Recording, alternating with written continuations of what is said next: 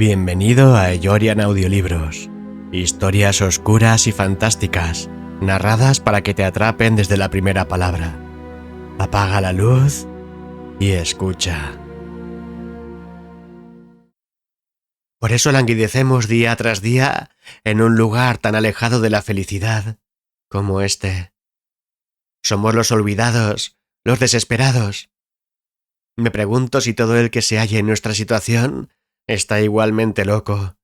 Si acaso la cordura existe, o es una invención romántica, como en su día dijeron del amor los infelices. Quizá la cordura sea tan solo una excusa argumentativa para poder tachar de loco al prójimo. ¿Qué es locura? ¿Aquello que nos diferencia del resto de la humanidad? ¿No es en ese caso una manera de castigo sobre el que, no aceptando las normas humanas, establece las suyas propias? ¿Hay alguna persona que cuando no se sienta observado no mantenga actitudes por las que sería tachado de loco? En cualquier caso, nunca me he sentido tan alejado de la idea de cordura como en este momento. ¿Qué me ha arrastrado hasta esta enojosa situación? ¿La llamada del demonio? ¿La fatalidad? ¿El abandono de Dios? ¿O mi mala estrella? No podría decirlo. Pero, ¿qué más da? Ya todo se ha consumado, y como decía al principio, tan solo queda el acto final. Pero antes narraré, lo mejor que pueda, los terribles sucesos que esta noche se han cernido sobre mí. Esta es la historia de mi caída, y como con ella arrastro a dos almas infelices. Pero estaba escrito que algo así acontecería. Nosotros hemos sembrado el germen del mal. Es inútil buscar consuelo en Dios. ¿Acaso no obtuvimos lo que buscamos? Ahora siento que el diablo me llama. Y es tan terrible. Tras la conversación que antes he descrito, subí a la última planta del hospital a realizar mi servicio. Es curioso. Siempre me pregunto por qué el director del hospital es tan cretino.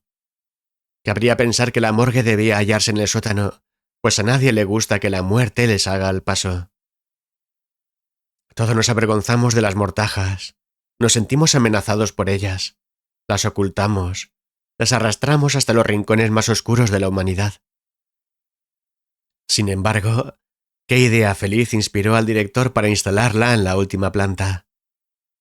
He oído decir que cuando se construyó el hospital, se excedieron en la edificabilidad consumida, en el equivalente a casi la totalidad de un piso, y que por ese motivo solo se dio permiso para emplear una pequeña habitación en la última planta. ¿Hay prueba más clara de que la locura es popular y por lo tanto está al alcance de todos? Cierto es que no soy nadie para quejarme, pero ¿no me atribuye de derecho lo que estoy a punto de consumar? Decía que la planta está casi vacía, lo cual imbuye a mi trabajo de un aspecto más tenebroso. Cuando se abre la puerta del ascensor en la planta 10ª, me siento engullido por la soledad.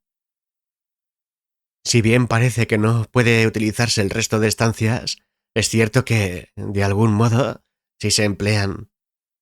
Todas las puertas están cerradas bajo llave, y aún es un misterio para mí lo que ocultan.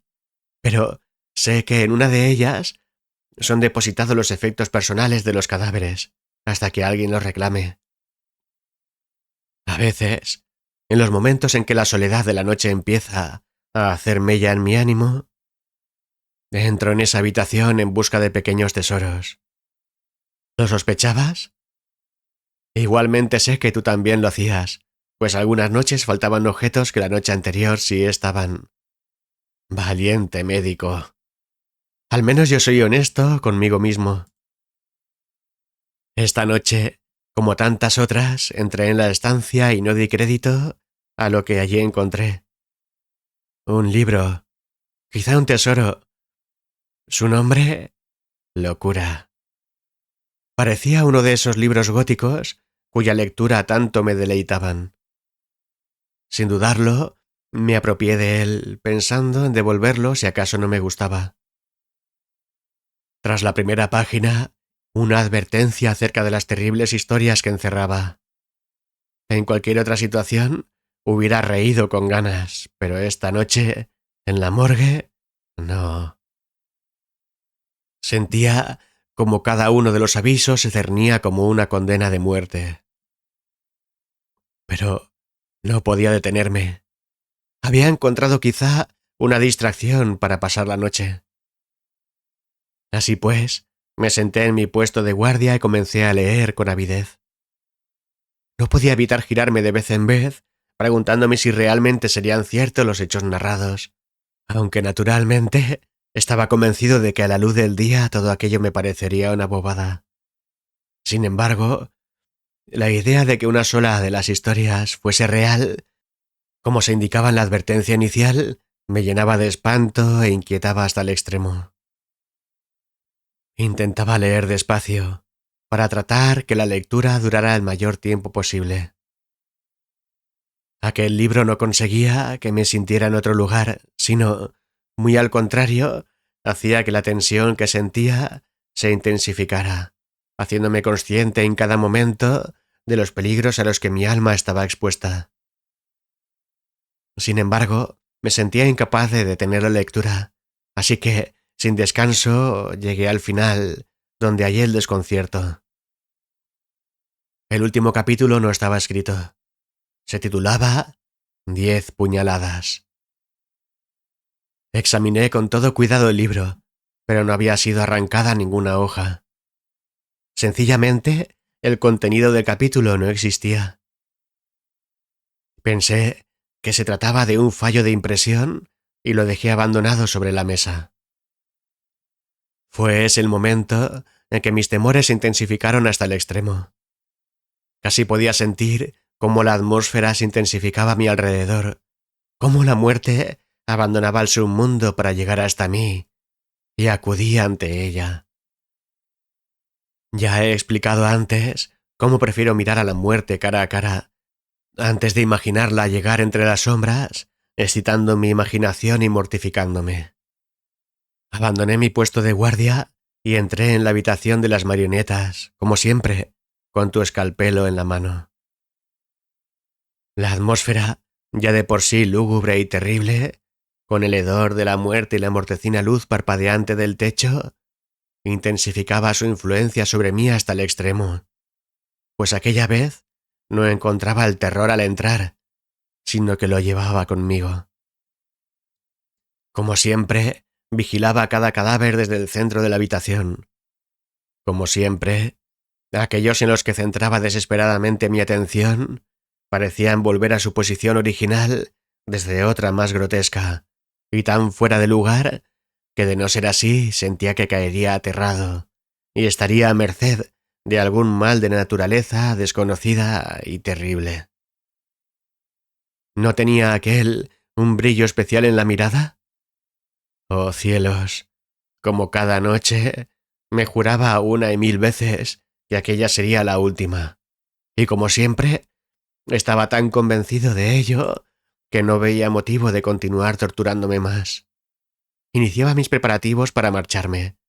Primero saldría de aquella inefable habitación. Después, dejaría el escalpelo en el cajón y caminaría poco a poco y sin volverme, tratando de no ser víctima de un ataque de histeria, midiendo mis pasos, uno detrás de otro, para que éstos no se adelantaran cada vez más, hasta ponerme en fuga y en un estado de terror tal que no me permitiera esperar pacientemente al ascensor.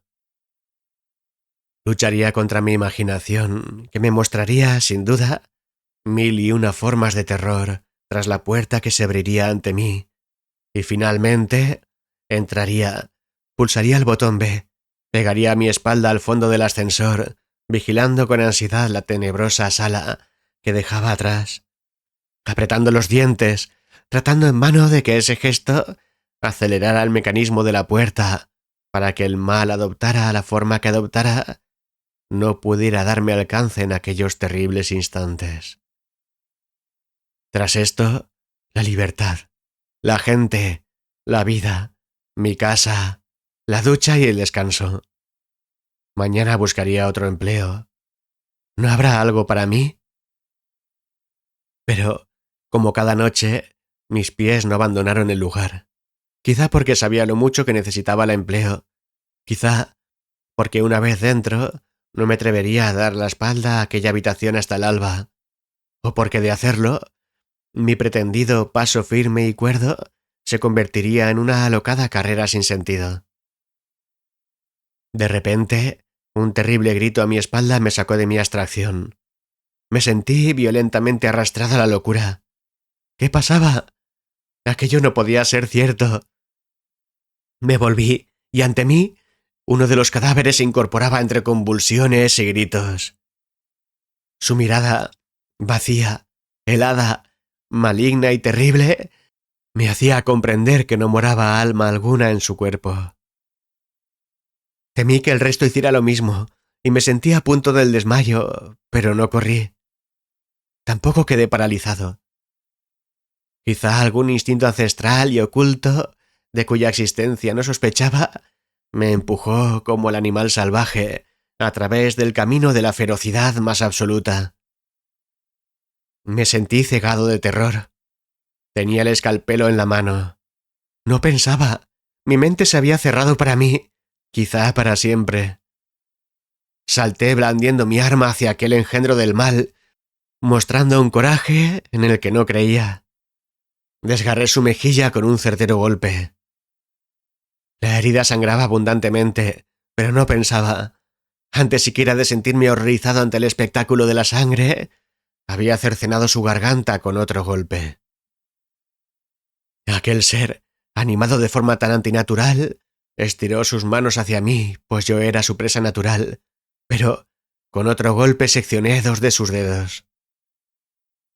La sola idea de que tras de mí se diera un espectáculo similar me llenaba de desesperación, hasta el punto de que, a partir de ese momento, emplearía todo mi empeño en acabar con mi enemigo en cuanto antes. Si es que de alguna manera es posible aniquilar a un cadáver animado. Centré mis esfuerzos en hundir el alma en el corazón, pero tras 4 golpes infructuosos, me convencí de que, con un cuchillo tan pequeño, jamás llegaría hasta allí. Golpeé su garganta 3 veces más, y cuando me quise dar cuenta, aquel engendro del infierno permanecía nuevamente inmóvil.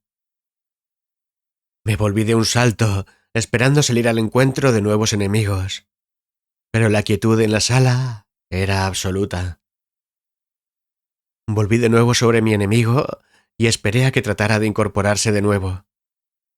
Ahora estaba preparado, y cuando lo hiciera, volvería a golpear su garganta una y otra vez, hasta ganar nuevamente su parálisis. Pero no se movía. ¿Estaba mortificándome? ¿Acaso tras su mueca de horror no había oculta una sutil sonrisa? Había sangrado abundantemente, llenando la habitación de un olor desagradable, metálico. Me sentía mareado. Esperé durante horas hasta que su tez, ligeramente sonrojada, volvía a adquirir el tinte cadavérico de antes. Había mantenido la tensión en el puño en el que blandía el arma durante tanto tiempo que me sentía entumecido y empezaba a perder mi capacidad de respuesta. Quizá es lo que él esperaba de mí. Sentía cómo, en el fondo de sus desorbitados ojos, moraba, si no una vida, si al menos una voluntad, tan negra y tan maligna, que me hacía palidecer más si cabe. Tomé la decisión de adelantarme a un nuevo horror, ante el que no sentía seguridad alguna de salir nuevamente victorioso. Corté violentamente su cabeza y la arrojé lejos de mí. Ahora nada tenía que temer. O quizás sí. Permanecí vigilante, hora tras hora, hasta que empezó a despuntar el alba, y ni aun así me atrevía a volver la espalda a quienes sentía que me acechaban. Oí un ruido a mi derecha. Me volví violentamente a tiempo de ver cómo la puerta se abría. Pensé lanzarme sobre ella, pero me sentía exhausto, y me limité a adoptar una postura defensiva, y fue grande mi sorpresa y mi alegría cuando te vi allí de pie, con el rostro desencajado por el horror, al comprobar que había hecho aquello que tú no te habías atrevido a hacer. Jamás sentí tanta alegría al verte. En los últimos tiempos no había sospechado que la visión de tu rostro pudiera ser motivo de alegría para mí. Y sin embargo, allí estabas. Te habías aparecido como mi ángel salvador. Tu sentimiento, no obstante, era contrario al mío. Me observabas con la más viva repugnancia. «¿Qué has hecho?», me habías dicho. Traté de explicarte con las mejores palabras posible todo lo que arriba he descrito, pero tú no querías creer. Me considerabas un asesino.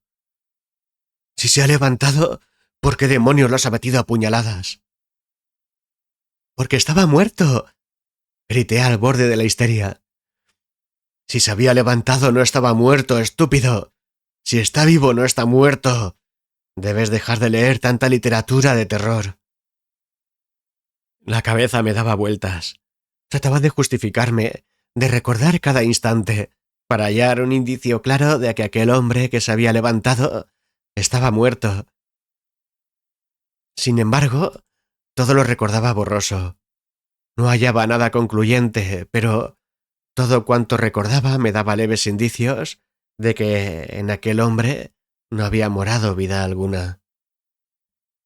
Sin embargo, ¿cómo demostrarlo? Y ante la imposibilidad de dar respuesta a esta cuestión, la realidad cayó sobre mí como una sentencia terrible y dura. Caí de rodillas. El arma resbaló de mi mano al suelo. Lloré amargamente. Mi mente buscaba, desesperada, algún medio de arreglar lo que no tenía solución. Y cuando caía en la cuenta, mi desesperación sobrepasaba todos los límites de la cordura. Apareciste nuevamente con la bata blanca. ¿También se ha vuelto loco?, pensé. Cogerá a su vez el escalpelo y dará rienda suelta a sus más íntimas fantasías, ahora que está todo perdido. Voy a llevarlo a la planta incineradora. Ayúdame a cubrirlo. Espabila. Espero que no me hagan preguntas o estaré perdido. Si todo sale bien, a mi vuelta, limpiaremos todo esto. Después te irás a casa y yo contigo. Me sentiré indispuesto, de modo que alguien de la empresa me sustituirá. Y así, el cadáver habrá desaparecido cuando ni tú ni yo hiciéramos guardia. Sospecharán de él, le investigarán y no hallarán nada. De nosotros, sin embargo, no sospecharán. Llevamos demasiado tiempo trabajando aquí. Desapareciste con la camilla. Me sorprendió la rapidez con la que habías urdido el plan.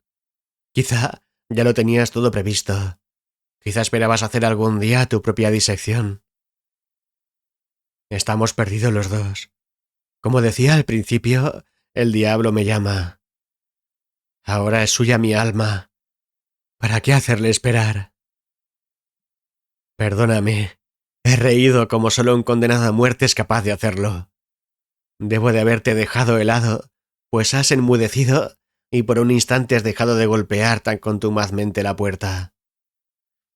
Ha sido cuando me implorabas que te dejara entrar porque has llegado demasiado lejos en el asunto y de no limpiar todo esto te verás perdido. ¿Qué no será de ti cuando salte por la ventana que espera paciente mi aparición final? ¿Podrás reaccionar con la suficiente presteza para limpiarte? ¿Podrás limpiar la habitación, deshacerte del escalpelo, de tu bata blanca y desaparecer? Yo creo que no. Quizá cuando acabes de leer esta nota sea demasiado tarde para todo eso y decidas reunirte conmigo. Gracias por acompañarme en esta historia. ¿Quieres escucharla completa, con música y efectos? Te espero en eyorian.es. Allí encontrarás también contenido exclusivo. Las novelas para leer online, las bandas sonoras originales, tomas falsas, reflexiones y hasta psicofonías reales que capto mientras grabo. Nos vemos dentro.